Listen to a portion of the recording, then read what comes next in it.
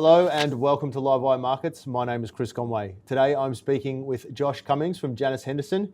He's going to be talking to us about how he's seeing markets and the Janus Henderson Global Research Equity Fund. Josh, it's great to see you again. Yeah, thanks for having me, Chris. Good to see you again. Josh, it was only September since you were last here in Australia and so much has changed in that short space of time. I just wanted to get that broad sense, what's top of mind for you right now? What are the themes or trends or interesting developments that you're watching in markets? Good place to start. And you're catching me, Chris. My team, consumer, is one of the two teams I oversee, the other being communication services. And the consumer sector, we're kind of right in a very busy period of third quarter earnings. So we're a little bit off calendar for some of the retailers. And so I think, what's top of mind there, is obviously the consumer and what's happening with retail sales. So this week we hear from Walmart, Target, Home Depot, Lowe's, TJX, among others. And I think that, the focus there will be the exit rate of the quarter, right? How did 3Q develop? How is November shaping up? I know it's very short term, it's very micro, but as you said, we're going into the holiday season. This is a really important, 6-7 week period. So people are going to want to know sort of what inventory looks like exiting the quarter. How is elasticity going as tariffs start to flow in to the right? They're really in now in terms of the stores. And so I think investors are going to want to ask these companies questions around, hey, what sorts of tests did you do around elasticity? Did you try different things? Where is it working well? Where is it not working well? Are you right? Did you raise prices across the entire store, whether it's tariffed or not, just to try to hide things? So this is really the quarter when we should expect to hear the company should be able to comment on that. And so everybody's intently interested in that. On a broader basis, we're going to get into this, Chris. We'll obviously talk about AI data center build outs, all that goes with it, all that stuff. But in my world in consumer for earnings, it's really focused on what's going on at the margin. There's concerns here in the US about the labor situation. The data's still fine, but it's slowing enough at the margin that people are starting to ask questions. And I think the last time, when we spoke, Chris, in September, I might have raised the point. I know I did when I was in Australia last, that what we were, the slowing job growth that we had been seeing at that point, and at that point we had been, 5-6 months into it, I posited that maybe, just maybe, this was the beginning of the impact of AI. And my premise at that time was, it wasn't so much about actual hiring, it was just put yourself in the mindset of a corporate CFO who's charged with planning, a labor plan for 2 or 3 years out. Well, even in September, right? How could you not even consider AI, right? And even not knowing the specifics of what that was going to mean. And look, I think that narrative at least has picked up steam in the last handful of weeks. Still don't really know if it's causal yet, but it's, folks are concerned. Yeah. A couple of follow-ups there, Josh, if I may. With regard to the deteriorating labor data, and most of it, as I understand it, has been centered in US tech companies. Was there not this period post-COVID where some of those big tech companies were sort of hoarding employees because they were uncertain of the future, and now they're a bit more certain about it? And then, of course, the impact of AI, like you were just talking about, they're a bit more willing to let some of these employees go. Yeah, let me try to, you're right, in terms of shape. So let me try to contextualize that a little bit. I think you're exactly right. Everything got a little nuts particularly into like late 21, right? It just seemed like there was no risk in the world. Everything was great. And then we obviously know what happened. And then in response to that, really in 23 and into 24, you're right. A lot of these companies said, okay, we're back up to capacity. We're starting to hum again, particularly in logistics and fulfillment facilities and warehouses and things like that. People aren't calling in sick as much as they used to, right? So we need less buffer, in an hourly labor force. So we did have a phase of that, Chris. Yeah. What's happened year to date, though, I'm not necessarily sure it's part of the same cyclical dynamic. I don't know, right? Because those companies have had time to readjust, and I think they did. And now they're kind of cutting again. That's what it feels like to me. So the obvious question is, because demand hasn't really been bad. I mean, retail sales have been fine. Like, it's not like companies are hitting massive air pockets, but it begs the question, do they see something? Are they simply being conservative? Is it just more optimization, post-COVID, which to some degree, I'm sure it is, Chris, right? I don't know if it's everything, right? I don't know if it's all of it. And there's enough there that I think people are trying to connect dots, that's what we do. I just wanted to slightly change direction here, Josh, and talk about US earnings season. You've already referenced it. I know it's not fully complete yet, but for most of it's already done. What were your key takeaways from the season, and with specific regard to consumer, which I know you focus on, and the companies in your portfolio? One thing I'm going to point out probably first is actually not consumer. It's in the heart of the sun with the hyperscaler data center story. So to me, sort of two general conclusions coming out. Number one, we are starting to see earnings broaden a little bit, right, into other sectors and so forth. I think that's a necessary precondition, frankly, with the market where it is. So that's good. Number two, though, and kind of almost more important for now, is that the momentum, the fundamental momentum, meaning upward sales and earnings revisions within the market, is still right where it's been in mega cap tech. Let me give you an example. I think going into the third quarter, hyperscalers, so like the big four, the Microsoft, Amazon, Google, right? The capex estimates for 2026, right, next calendar year, increased 20%, right, prior to the third quarter. Or I'm sorry, from 20% prior to the third quarter to 36% after the third quarter. Yeah. Right. So that's a full year for mega cap companies. CapEx estimates went up like 70-80%. Yeah. That's huge. It's like nuts, right? It's like it really is. Now, one additional thing here, right? Because I'm very aware and amenable to the conversations around bubbles and how can we actually spend this money and where's the money going to come from? That's a new theme in the market since we last talked. These companies generally had net cash balance sheets and now they're raising. I think we raised $100 billion of debt, right, in the last 2 weeks for these companies.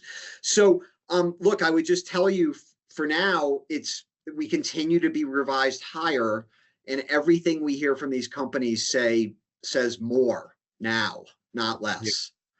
I know what the concerns are. We get it. We really do. But that is still where the heat in the market is. Let's get a little bit more micro. Any results that surprised you or changed how you're thinking about the economy broadly or corporate health?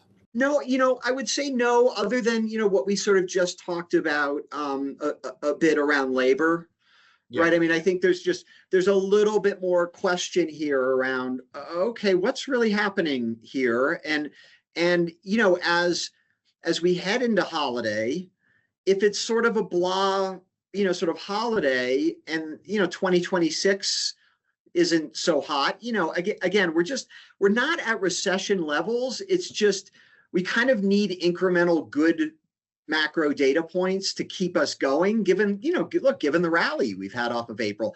I'm not in the camp of saying the market's quote unquote overvalued. I don't even know how you make that assumption. And in fact, if you look at sort of the real leadership in the market, the top 10 names, the Mag 7, whatever you want to call it, I think we're in a much, much different place, both in terms of fundamentals and static valuation than we were for the leaders prior to the GFC or prior to the top in 2000. So there are important differences. I understand the static multiple's high. I got it. I don't know what to say about that. I'm not sure. We're fully invested long only. So it's not for us to determine or make a decision based upon it. Josh, one last question just around the macro. I know it's not your bag. I'd much rather be talking to you about stocks, but we'll get through this. We'll labor through this. We've got to talk about US debt and interest rates. It's the 600-pound gorilla in the corner ready to rip the market's face off. Everyone seemingly thinks, what do you make of it? And does it even factor into the way that you're thinking about, again, portfolio construction and the stocks that you ultimately pick? Look, again, Chris, it's a very valid topic, right? It is. It's not great. And I think we talked about this in September. As I sort of think about, if you think about debt and leverage, and we'll break it into sort of three buckets: consumers, corporations, and governments. If you look at sort of from the beginning of the pandemic until today, over that sort of 5-6 year period, governments lowered the cost of money to do obvious things, right? Help people and stimulate demand, and maybe also help people refinance out of debt structures that were potentially problematic, right, in a bad economy. And consumers listened, corporations listened, but it was the sovereign governments that were actually like kind of doing this and printing the money. So we're left with a situation where, and I'm not going to get the data exactly right. I'm a trained economist, but it's been a long time. You've got most of the OECD running debt to GDP over 100%. Yeah. Textbooks would tell you that's not good. Right? And essentially the marginal GDP that you are able to create from a marginal dollar of debt really begins to tail off after 100%. I don't know if there's math or magic. It was probably someone who did research in the 50s, and came up with that. But the reality is there's a lot of debt in the world. I think there's been a lot of debt in the world, or maybe / too much debt in the world, Chris, for pretty much my whole career. And I've kind of heard a version of this thesis for my whole career. Again, I'm not saying therefore it's a BS thesis, or that it won't have implications at some point. But look, I guess, betting on the end of the world is a tough way to make a living. I'm patient. We're long-term investors, but I don't know. Yeah, it's not a great situation, though, frankly. And look, it would portend, all else equal, higher interest rates, I suppose, to the extent the U.S. is one of these offenders, and we are, and we set the global cost of money as we do. Yeah, I can understand that argument that maybe sovereign bond yields just have to be higher to attract demand. I'm not sure. The other argument, though, would be, look, too much debt in the world is deflationary, full stop. And so I could then argue, okay, if you believe all that, then stop worrying about inflation. And maybe that has a positive impact on how we're pricing equities. So, there's always something to worry about. And this is a legitimate worry, but it's not something I wake up worrying about. All right, let's shift gears again now, Josh. Big tech leadership in the AI boom. You've sort of already talked to me about your confidence that the big tech names can, keep delivering. But I think I made a factual statement that suggested they continue to deliver. Yeah, based on the current numbers, it looks like the future period will be okay. Okay, let's agree to that. I think the bigger question: where do you see AI creating new opportunities beyond the obvious players? And again, are there any stocks in your portfolio that, whilst they might not be AI stocks in air quotes, they're using the technology already, and you can see material benefit to the bottom line? I'm going to answer this actually by backing up maybe a little bit, and I'll touch back on the Mag 7 a little bit. Yeah. And this is just really from a bottom-up fundamental. I want to make this point because you sort of alluded to, hey, look, this maybe can't go on forever. Of course it can't, right? We understand that. The one caveat I would say, though, is because these are physical data centers we're talking about, and because the bottleneck is often something other than chips, frankly, it's power, it's permitting, it's water, it's getting cooling systems.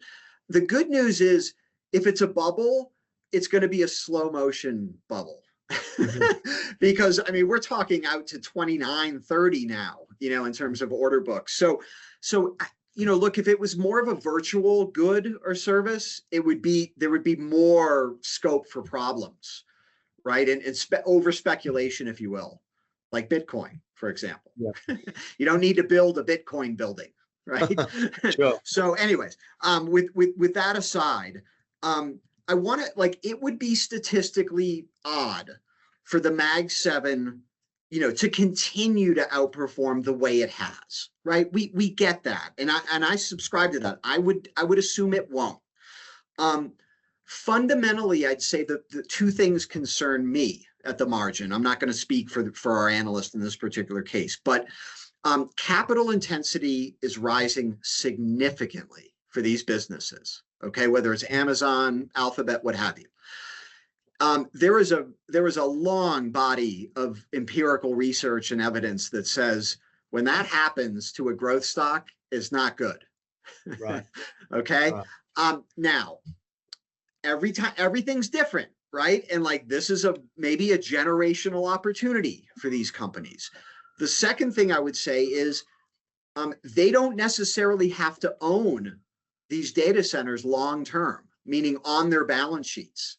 They can sell them and lease them back, right? Or they can sell them and lease them to other people. So I think the capital intensity story hasn't fully been written yet. But look, you have a situation where the stocks have been great. You know, sales are probably going to slow at some point, and capital intensity is rising. The one offset, again, as I said, is they're not priced on the moon. They really aren't, right? They're not at crazy multiples. And so I think valuation is reasonable. You asked me a real question here, which I'll get to, which is, you know, how do you think about AI more broadly and the impact of it's having, right, beyond the data center, let's say, and what's changed for us at the margin. And this is, look, now we can talk about companies, because this is really what we do, right, here at Janus Henderson is try to take a disruptive theme and figure out winners and losers, you know, from that more broadly. We have 7 sectors, right? And you know, I'll say maybe a pithy phrase here or a sarcastic phrase, but I think the money from here is going to be made in the 493, not the 7. Right. Right. I mean, it almost has to be, right, definitionally, or the market's got issues. And so, you know, the conversations that we're having internally, Chris, are really around, okay, we've seen the consumer applications of AI. And AI is evolving almost in an opposite way from like the mainframe and the desktop computer, and even handhelds with BlackBerry, where we went from enterprise down to small business and then finally consumer applications. It's actually happening the other way, where the guys at OpenAI were like, this model's awesome. We got to build something to use it. And they literally build a chatbot. And now OpenAI is the single fastest growing good or service period in history globally. Yeah. Right. So what are the conversations we're having? Gosh, in consumer, it's all about agentic, right? Agentic commerce. What the heck does that mean? And what's going to happen here, right? So what we start to do when we start to dimension one of these open-ended, opaque situations is let's start to make a list of what is required to win. Okay, agentic commerce. People are typing in questions, queries into an LLM that's then sending them somewhere that may or may not link them to my inventory or my service. Whoa, okay. So I have to rethink how I describe my product or service so that it gets picked up by the AI agents, not blue links, not the way Google's ranking system has done it for 25 years, right? Yeah. That's a lot. That's a lot of manual work, frankly. What do I need to succeed in agentic commerce? One of the key things that I think nobody talks about is inventory, right? I mean, it's like the least, digital thing in the world, but like e-commerce is moving goods and services, right? So there's that.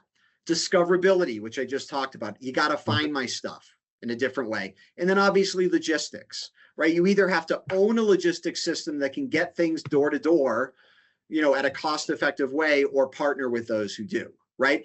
And, not coincidentally, it does kind of lead you back to the big companies today. It's Walmart, It's Amazon. Now, that's not to say there won't be some, out of left field. The question would really be, is an OpenAI or one of these LLMs, are they able to wrap, in quotes, WRAP, wrap the customers that are existing customers of other companies that have wrapped companies? That's Walmart, that's Amazon, right? That's these platform companies. That's why you come in with additional services, goods and services. You're trying to wrap me away from a prior company that maybe couldn't bundle in that way, couldn't add those services, right? So my view is that I don't think it's going to go that way. And I don't think it's going to be, we're going to get overwhelmed by AI and now we're going to, do everything through OpenAI. But, it's a really dynamic situation. And this is like, I love this stuff. This is what we do, right? Like every single day we're having conversations and sharing, quotes and podcast quotes and, just what different players in the ecosystem are saying. We're listening to every interview from every founder. We're talking to the chip companies. A lot remains to be seen. And a lot of what I'm talking about here, Chris, I know I'm long-winded, sorry, is software, right? Like, what the heck is going to happen here? Because software sort of ate the world, as we all know. Is AI going to kind of eat the traditional software model? I think yes. I think broadly the answer is yes. Just how it does that is what we're trying to figure out and sort through. And then trying to figure out the winners and the losers from there. Yeah.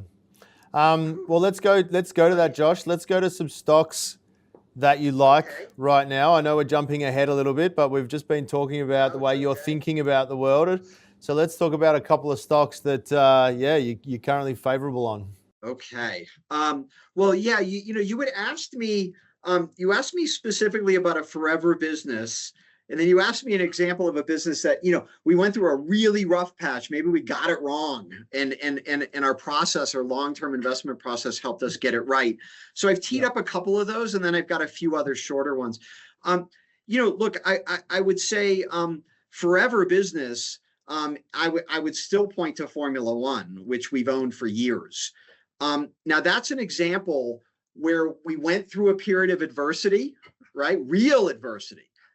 We had a pandemic. Yeah, no races. Yeah, I could show you Wall Street notes from 2020, Chris, that were literally questioning whether Formula One was permanently impaired, right, as a sport. Okay. Now the beauty of that is it gave us the opportunity to massively increase our positions, right, during the pandemic and soon thereafter. And we are now the largest active shareholder. We've been among the largest shareholders for years, but that's an example of like a forever business where cyclicality, macro, actually gave us an opportunity to really jump in there. Okay. Now I want to give you a mistake that became a winner, and that's Nvidia, believe it or not. So Nvidia, this is one where our deep sector expertise actually hurt us initially. Our semiconductor analyst, came from the industry. He knows a lot about semiconductors. He got very excited about GPUs and AI. Back in 2021, we built a position. Lo and behold, macro happens. 22 happens. Oh my gosh. But again, a great example where we said, okay, why has this been a bad call? Not because the GPU thesis was losing steam. This was macro. This was like risk assets were getting sold.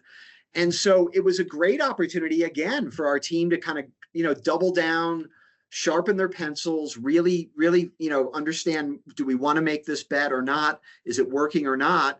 And now here we are, right? We're a top owner of Nvidia. It seems easy in hindsight. It was not easy. I try. Everybody sort of said, oh, it was, GPUs. Well, when we started buying Nvidia, I mean, people, you say GPU and people thought you were talking about a video game. We are really long-term investors and we make lots of mistakes, but there's a key difference. When your thesis is breaking, that's one thing. When the stock performance is bad because of external stimuli or external shock, that's quite another, right? And those are the types of situations where we like to double down on businesses we love. Do you want to? You asked for sort of a few recent or current, things we're pretty optimistic on. I'm happy to share some things, from the portfolio that's available in Australia, just to keep it topical, because there are things we like, and again, this is all public knowledge. It's all been disclosed. We are the first thing I'd say is, all right, what am I going to pick? I'm going to pick European banks first, because that's not what you expected me to say. I'm quite sure. Yeah, this is European banks has been an area that we have been pretty significantly overweight in our research fund strategies, and in the AUT 100 Australia strategy. Our analysts, had made the call a couple of years ago that we were headed into a phase of, more benign regulatory framework across the EU. Maybe some M&A, which we're maybe, if you squint, starting to see. We saw one get killed the other day, but a little bit better environment in terms of capital requirements and therefore profitability. And we know that banks really trade in line with ROE. I mean, you can really draw a nice tight correlation. And so we've owned banks like Erste Bank in Austria. We've owned NatWest. We've owned UniCredit, and still do. And so this is an example, Chris, of a stock of a group where a shorter term investor might look at these and say, wow, these have doubled off the bottom. Yeah, they have. Our analyst thinks there's a long way to go. Right. So right. These are still fresh ideas. And still the valuations still stack up, it sounds like, yeah. Absolutely. And again, you've heard this from me probably too many times. Don't lead with valuation. Okay. This is about earnings growth and relative earnings and earnings estimates being too low. Gotcha. Okay. So we think that is still the primary driver of those stocks. Then if we're right, they'll become more like momentum stocks. They'll become more broadly owned. And then you'll see the multiple creep up. And then hopefully you should see us say goodbye. The second thing I want to mention just quickly is GLP-1s, because that's a topic that, we started talking about probably 3 years ago, Chris, right? And in an area that we were, again, pretty early on. And GLP-1s have had a bit of a rougher go, over the last year or so as stocks. And that's something we actually anticipated. We didn't predict it exactly in which stocks would get impacted, but this is a phase that we sort of anticipated. You have that initial fervor, and then the industry's got to deliver. It's a little bit like the data center story, frankly, like, now go build them, right? Yeah. And we saw, our analyst, again, who has a background in in drug development, she just made this incredible call. We were shareholders of Novo. We sold Novo before most people figured out that they were starting to have supply chain problems. Not to say we get everything right. It's just a wonderful example and a chance for me to give props to Louis, our pharma analyst. But on GLP-1s, what I would say is we're actually sort of incrementally more positive over the last few months. Part of it is getting to a place of agreement with the U.S. insurance system, getting some clarity around pricing. Part of it is that we're closer to the launch of tablets, right? Yep. So we can get off of injectables. And again, I'm not going to go into great detail, but we've continued to like Lilly there. That's our horse in the GLP-1 race. And maybe honorable mention here for sort of what is beta to the pharma companies, and that's Biotech. Okay. Mm-hmm. A group that you probably know got absolutely slaughtered, right? From the moment Trump was elected. Yeah. And, we know maybe who the players are there and our HHS secretary and so forth. So very good reasons for a nosedive in sentiment. But what I will tell you is recently, biotech's really been picking up from a stock performance perspective. And, look, we've got a world-class healthcare team here, and they've really been sort of chirping up and saying, look, we're seeing more signs of M&A activity in our space with these biotech companies. They think we're seeing pharma kind of come out from under their desks a little bit, with this administration, and maybe start to say, okay, we can, start to rebuild our pipeline. So these are subtle things. These are sentiment kind of things.